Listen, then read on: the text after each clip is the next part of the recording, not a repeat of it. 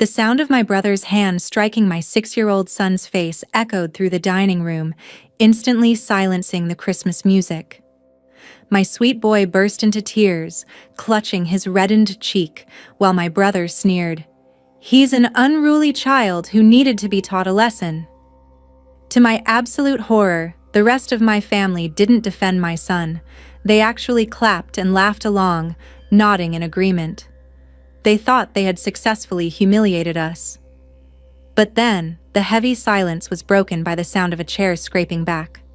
My husband, a high-ranking military commander who had just returned from deployment, stood up. The room went ice-cold. He looked my brother dead in the eye, his voice vibrating with a terrifying, calm authority, and said just 2 words, "Get out." Their smug faces instantly froze in absolute shock. They had no idea what was coming next. My name is Tracy, and at 31 years old, I've finally learned that sharing a bloodline doesn't make someone family.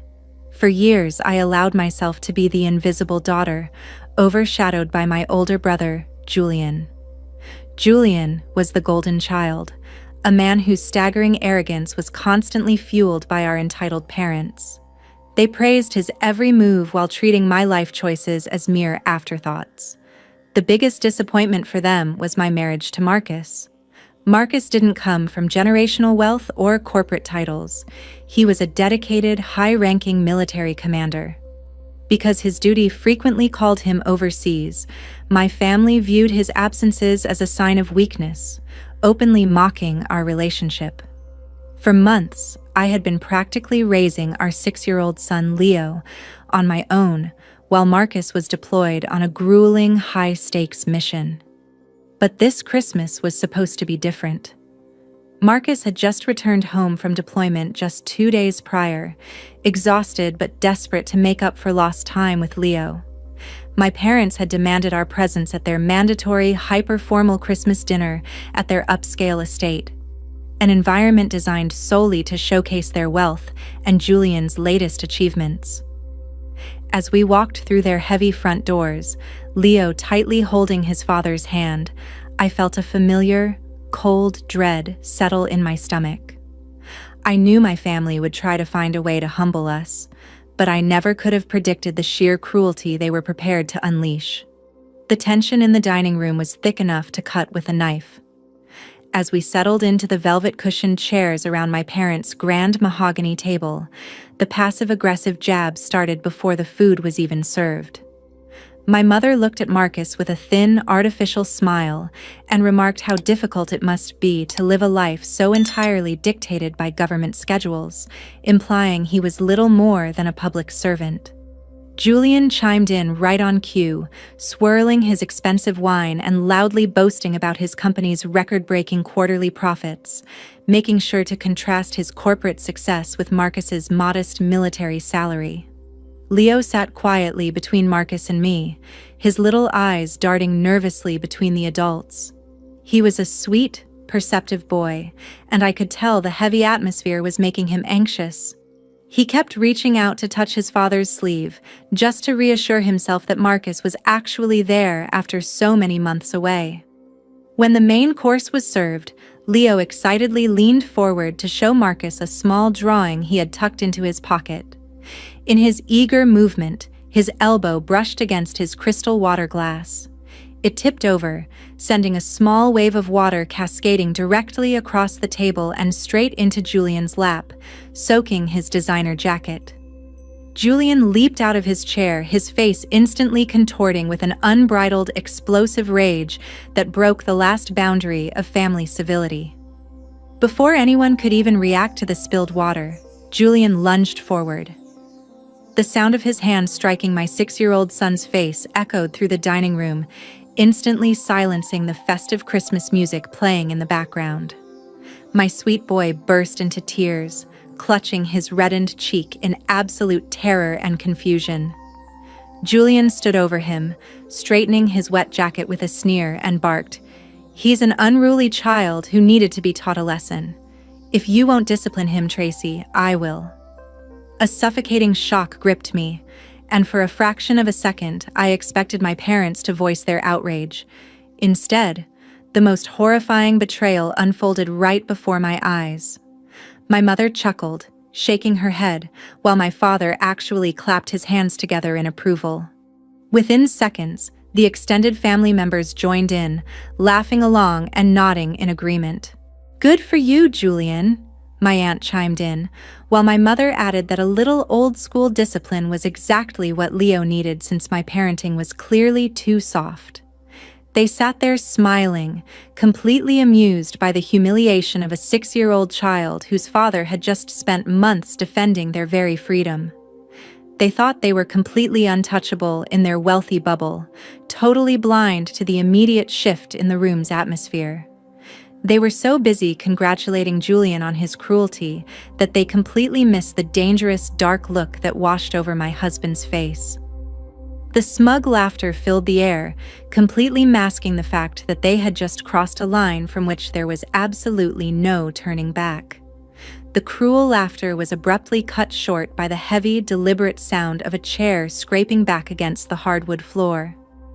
My husband stood up, his towering 6'3" frame instantly casting a shadow over the entire dining table. The relaxed, happy father who had walked into the house an hour ago was completely gone. In his place stood a battle-hardened military commander. The room went ice cold as his intense, unyielding gaze locked onto my brother. Marcus looked Julian dead in the eye, his voice vibrating with a terrifying, calm authority that made the crystal glasses on the table hum. He didn't yell, he didn't curse, but he said just 2 words: "Get out." Julian's smug grin instantly vanished, his face freezing in absolute shock. He looked to our parents for backup, but for the first time in his life, their wealth and influence couldn't protect him from the sheer presence of a man who commanded hundreds of soldiers in active combat zones. "Oh, come on, Marcus, don't be so dramatic," my father stammered, trying to brush the incident off as a family joke. "Julian was just stepping in." Marcus didn't even blink. He didn't turn his head toward my father. His piercing eyes remained entirely fixed on Julian. "You have 60 seconds to grab your things and leave this house," Marcus repeated, his tone dropping an octave, completely shifting the power dynamic in the room. Realizing that Marcus wasn't bluffing, Julian, trembling with embarrassment, grabbed his wet designer jacket and bolted toward the front door, while my parents began screaming that we were completely ruining Christmas. Without waiting for another word from my screaming parents, Marcus gently lifted Leo into his arms, and we walked out of that house, leaving the remnants of their ruined dinner behind. But the nightmare didn't end when the front door slammed shut. By the time we reached our car, my phone was already vibrating violently in my purse. Over the next 48 hours, it exploded with a relentless, toxic stream of text messages and missed calls from my parents, siblings, and even extended family members. The messages were dripping with venom. My mother demanded that Marcus issue a formal apology to Julian for humiliating him in front of everyone, claiming Marcus's military aggression had no place in civilized society. When I refused to respond, the tactics shifted from anger to financial extortion. My father sent a cold, clinical email threatening to completely sever my ties to the family business, where I held a silent partnership, and explicitly stated he would rewrite his will to cut me out of my inheritance entirely if I didn't fall in line. They truly believed they held all the cards. In their minds, I was still the dependent, insecure daughter who would willingly sacrifice her own son's dignity just to maintain access to their wealth. They thought the threat of financial ruin would bring me to my knees, begging for their forgiveness. What my entitled family didn't realize was that their desperate threats were about to backfire completely. They were so blinded by their own arrogance that they couldn't see they had just handed us the perfect motivation to look deeper into their precious empire. Marcus didn't rise to the rank of commander by making reckless moves. He excelled at strategic planning. While my family spent the week sending threatening text messages, Marcus quietly activated his high-level legal team and some close contacts within federal regulatory agencies. Since I still legally held a silent partnership in the family business, we had a perfect right to demand a comprehensive, unedited audit of the company's financial records. What we uncovered over the next few days completely shattered their illusion of untouchable success. Julian hadn't been building a massive corporate empire. He had been constructing a highly illegal house of cards. The detailed forensic reports revealed that Julian had been systematically forging my signature on high-risk business loans, using my share of the partnership as collateral to cover up massive personal losses from a secret, out-of-control gambling habit. Worse still, his desperate schemes had dragged my parents' entire enterprise into active tax evasion and fraudulent government contracting.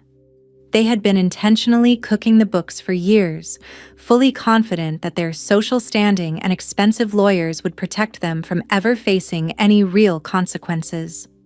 As I sat at our kitchen table, looking through the overwhelming mountain of legal evidence, the realization washed over me. My family thought they were going to ruin me financially by cutting me out of a fraudulent inheritance. In reality, they had unwittingly handed us the exact ammunition needed to completely dismantle their smug lifestyle. The very brother who had arrogantly slapped my 6-year-old son at Christmas dinner had left a paper trail of white-collar crimes that carried mandatory federal prison time. Without an ounce of hesitation, I turned the mountain of legal evidence over to the federal authorities. The fallout was immediate and devastating. Julian's high-risk house of cards collapsed completely, forcing him into a public bankruptcy and a lengthier trial that ended in federal prison time. My parents lost their precious estate and their entire social standing just to pay off the massive fraud penalties, realizing too late the cost of their arrogance. 3 months later, our lives couldn't be more different. Tracy, Marcus, and a happy, thriving Leo are now living a peaceful life, completely free from that toxic family dynamic. Now, I'm curious about you who listened to my story. What would you do if you were in my place? Would you have dismantled the family business? Comment your thoughts below. Thank you for watching until the end.